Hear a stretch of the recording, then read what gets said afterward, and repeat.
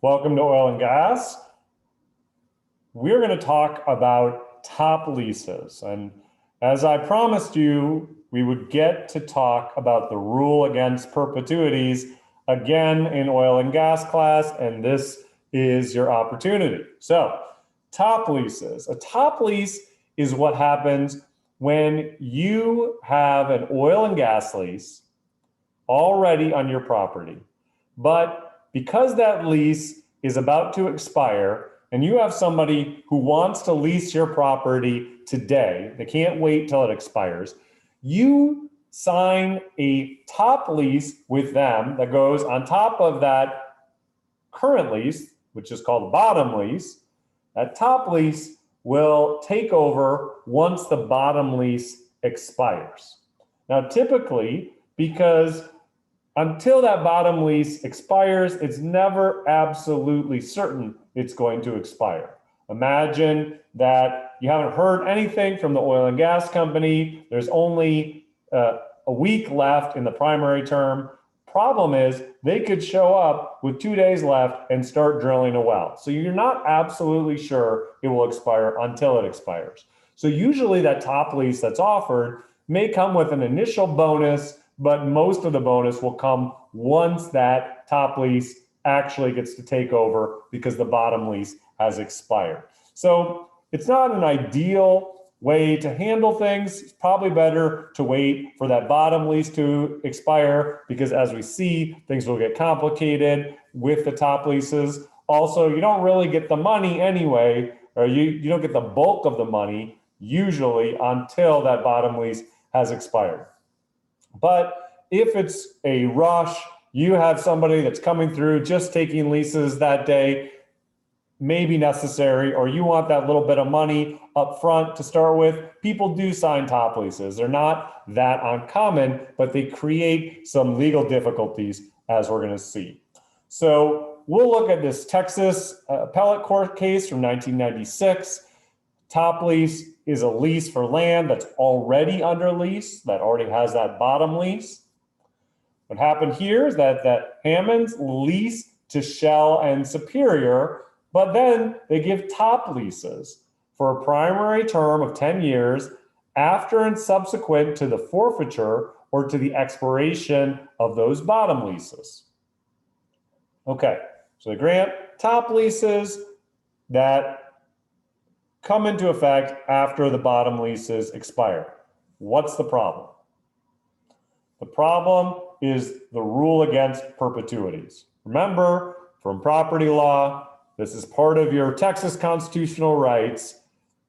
Perpetuities are against the genius of a free people, and so they're not allowed in Texas under the Constitution. What's the rule against perpetuities? It says no contingent future interest is valid unless it must vest or not within 21 years after the end of some life in being at its creation.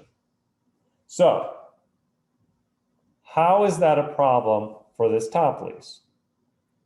Well, here's the problem.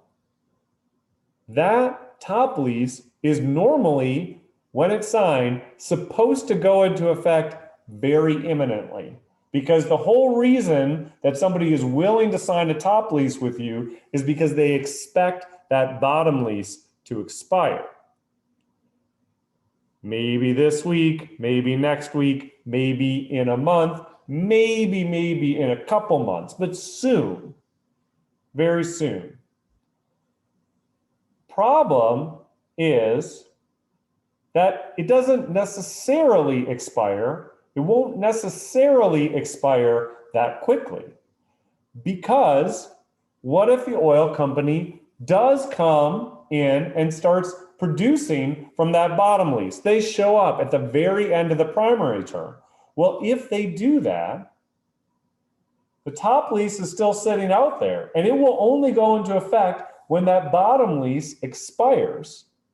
But that bottom lease could continue for years and years and years and years, because as we've seen, if it's held by production, because there's production on the land, maintaining the lease as long as oil and gas is produced. That top lease could sit out there potentially to be valid someday for decades or even 100 years. We've seen leases last that long. And so the rule against perpetuities says that kind of interest is invalid if we aren't sure if it's going to vest or not vest for more than a life in being plus 21 years. And the problem with the rule against perpetuities is that even if the top lease vested just as we would expect it to, as soon as that bottom lease expired, which we all thought it was going to, the problem is the top lease was invalid from the moment it was made because it violated the rule against perpetuities, as we see in this case. Okay, so you do have to understand the rule against perpetuities to practice property law in Texas, but how do you avoid this? Because you really don't want to have a case about the rule against perpetuities. Well, there's two basic ways to avoid it.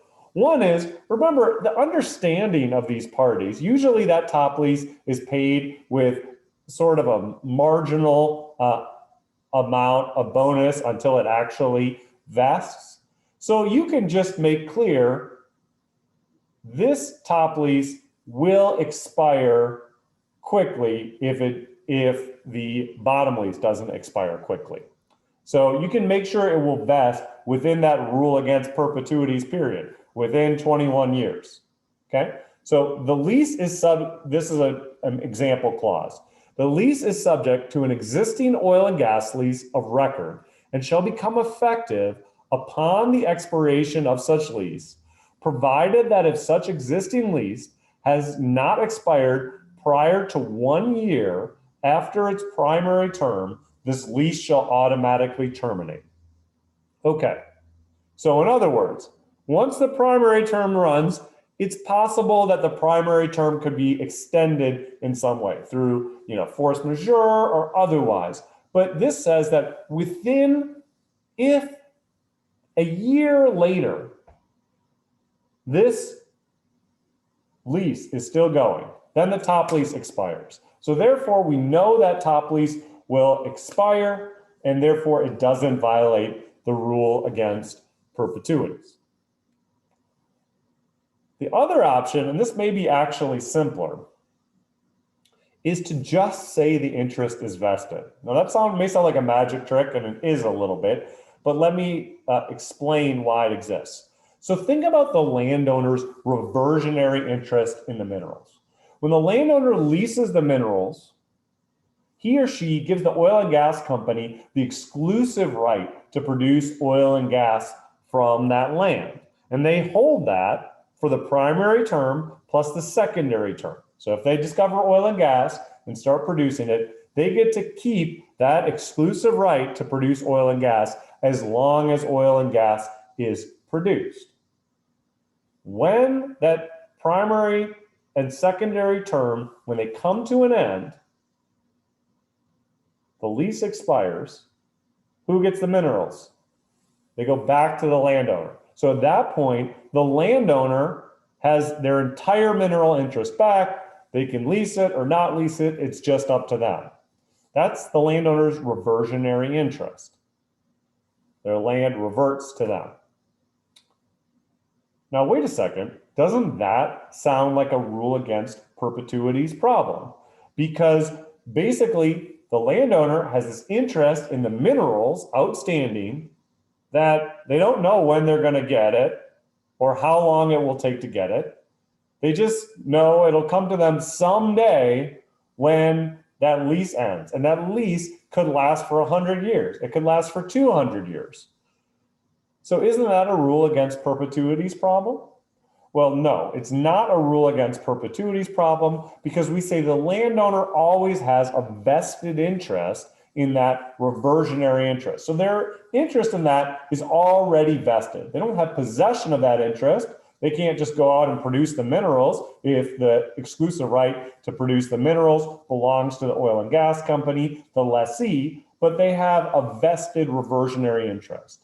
So similarly, you can give a top lease to someone if you say, yeah, they don't have it yet. They won't have it until the bottom lease is expired. But that interest is vested because it's granted on my reversionary interest. So this is how you do that. The second example. This lease is granted on lessor's reversionary interest in said premises and is hereby vested in interest, but is subject to an existing oil and gas lease.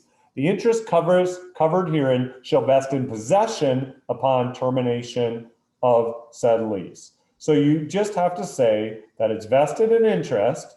So it's already vested. It's just the possession is contingent upon termination of the bottom lease.